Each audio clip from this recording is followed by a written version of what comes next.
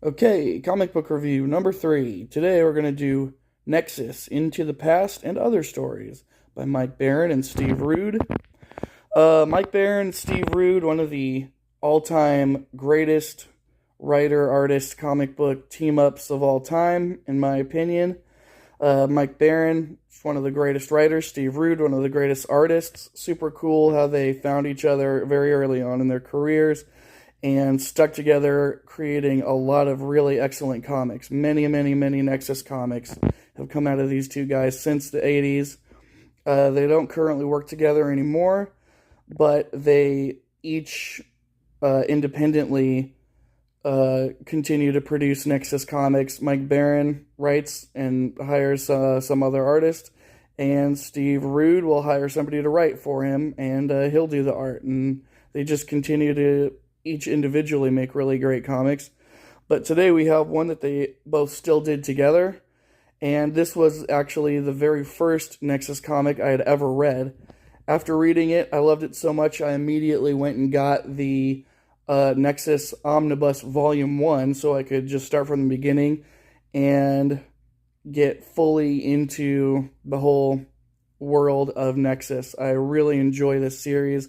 Love this character, love many of the characters featured in the Nexus comics. So when I first started reading this book, after having gotten several pages into it or so, I really started to notice some similarities to a favorite author of mine, and I would love to meet Mike Barron and ask him if the work of Jack Vance is a big influence on what he does here with Nexus. Particularly the Demon Princes series of books by Jack Vance is what I kind of get a little bit of a vibe from when I read Nexus. Also, some of the Dying Earth stuff, just with the really wacky, kind of colorful, interesting way that different types of characters and creatures and aliens are presented here.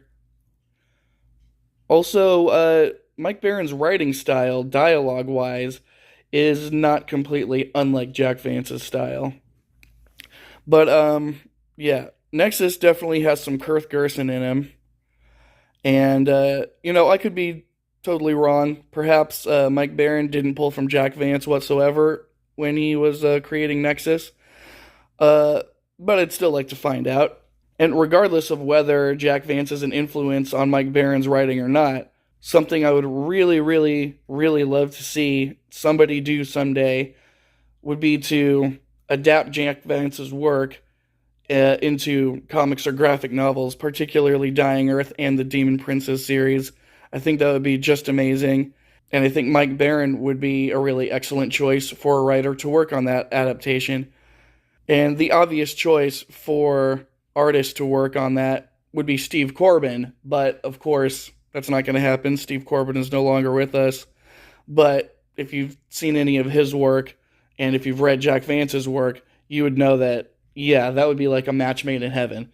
It's too bad that can't happen. But if somebody like I don't know, maybe James Stokoe, a guy who definitely embraces weirdness, knows how to draw and enjoys drawing a lot of really different and strange and colorful types of characters, I think his work would also go really well with Jack Vance adaptation. But, okay, enough of that. I'm not here to talk about Jack Vance. We're talking about Nexus. So, when I first started reading, I found myself really enjoying our president here.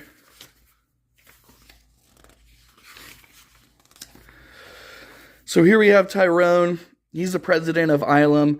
Ilum is a moon that it has become basically like a refugee planet for different alien races who need to seek refuge somewhere from whatever type of oppression they might be experiencing, or perhaps natural disasters or anything like that. So it's a moon that has become a new homeworld to many different types of species and races of alien creatures. It was a place that was first discovered by Nexus's father, him and his mother, and him when he was a child. All went there and began inhabiting it, seemingly as the only people that were there at the time. And then later on, Nexus grew up. I'm not going to get into Nexus's whole backstory and history and what happened with his father and mother and everything like that, but Nexus grew up. He became Nexus. He got these powers that he has. He became the basically supreme ruler of this world of Ilum.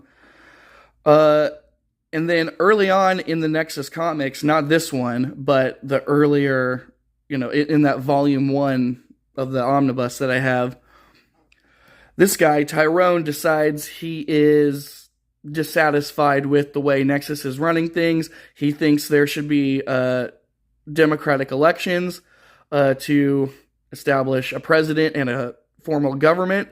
So he does that. He wins the elections. He becomes the president. Him and Nexus butt heads a bit because Nexus is unwilling to fully defer to Tyrone's authority in certain matters. Nexus is like, yeah, dude, you can call yourself president, but I'm still gonna have my say when it comes to certain things that are personal to me. There's a bit of conflict there between Tyrone and Netflix early on. Fucking Netflix, Jesus. Okay, there's a bit of conflict between Tyrone and Nexus early on. But here in this book, and this book comes many years later after all of this has been established. And again, this is my first time reading Nexus. In this book, Tyrone and Nexus seem to have a very cooperative relationship. It seems like it's kind of run like Nexus is the supreme leader of Ilum, but he delegates all of like the tasks of governance to our president Tyrone here, and things seem to go pretty smoothly with that arrangement. So I would love to get to the point. I'm not sure when, because I've only read the first omnibus of Nexus, so I still need to move on to the others. I want to know at what point does their relationship kind of smooth over and they start working more cooperatively and stop butting heads so much. So this book consists of 3 stories here. We got Bad Moon Rising, Infestation and the Insect Under the Stone, and Into the Past, the titular Into the Past, which is, Into the Past and Other Stories, what this volume is named after.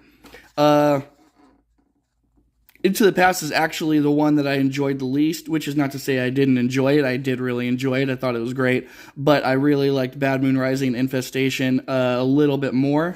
So Bad Moon Rising is about suddenly there appears a new moon just up there in orbit.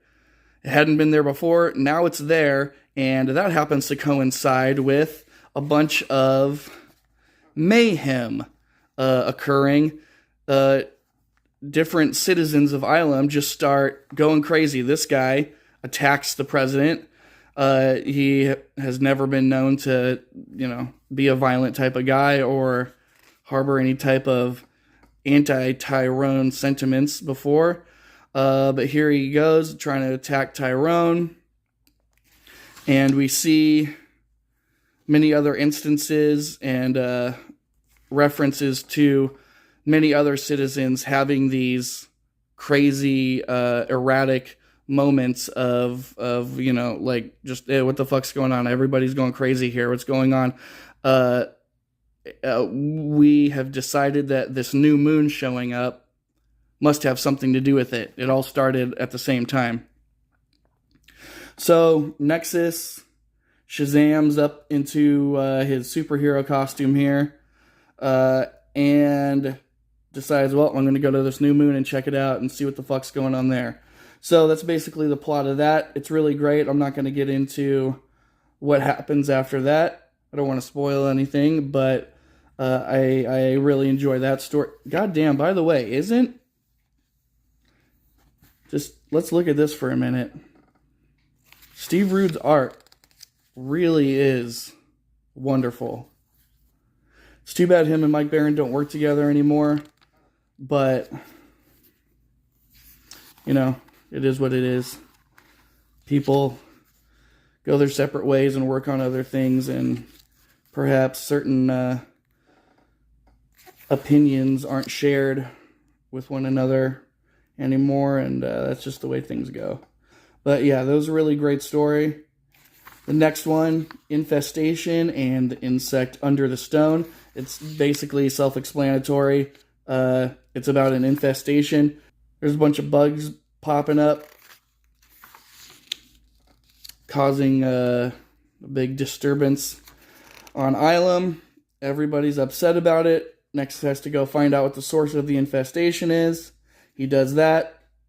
It's just another really good sort of standalone story. Doesn't really connect much to anything else, but it's a very fun story. I really enjoyed it. And later on, we get this really cool scene with this tank in here. This crazy old dude fucking just plows right in and starts blowing shit apart. Then we get to Into the Past. This one is really weird. There's a lot of hopping around from different points in time. This character here, I don't fully understand it. I'll be honest. I didn't fully get this story. I don't know where this guy comes from. Maybe he's been featured in earlier Nexus stories and I haven't seen it yet. But this guy's hopping around through all different points in time. He's on the fucking David Letterman show here. You know, obviously, Nexus takes place on a world far from Earth, but in a future that is far from our present. So, you know, here we have him, like, fucking around with Sherlock Holmes. Here we have him on the David Letterman show. He jumps around to different points in time. I'm not a big fan of time travel. And even though Nexus is known for a lot of weirdness, a lot of silliness, as well as being very serious and dramatic at the same time, it's really great at blending weirdness and silliness with seriousness as well, and a lot of really great action and you know, even some, look at that, that's some fucking crazy gory shit right there. But this one just kind of went off the rails a little bit to me, a little bit too amped up on the silliness factor, I guess. But it's still really cool. Of course, you get to enjoy all of this great Steve Rude art, no matter what. Here's a little reference to another character that Mike Baron is known for doing way in the past. This guy called the Badger that he did for, I think, First Comics, which is what Nexus was also on originally. Or actually, I think Nexus was originally on Capital Comics, maybe, and then First, and then that went under 2, and then now Nexus is published by Dark Horse. But there was a team up where another character that he did, Badger, showed up in a Nexus book, and this is just kind of a reference to that. But yeah, that's about it. I would highly recommend this book to anyone who is, again, a fan of Jack Vance. I think you'll see some Vancian kind of stuff in here a little bit.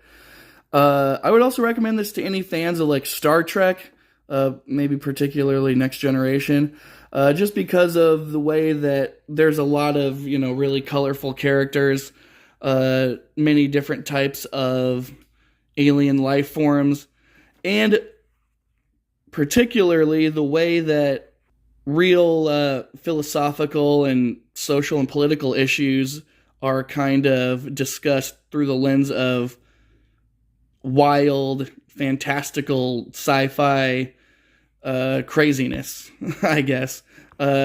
Star Trek obviously is known for that kind of thing as well. So let me know what you think. If you're a fan of Nexus 2, I'd be really glad to hear from anybody who loves Nexus. And let me know if you have any suggestions of other things I should review. Hope you enjoyed it, and I'll catch you on the next one. Good day.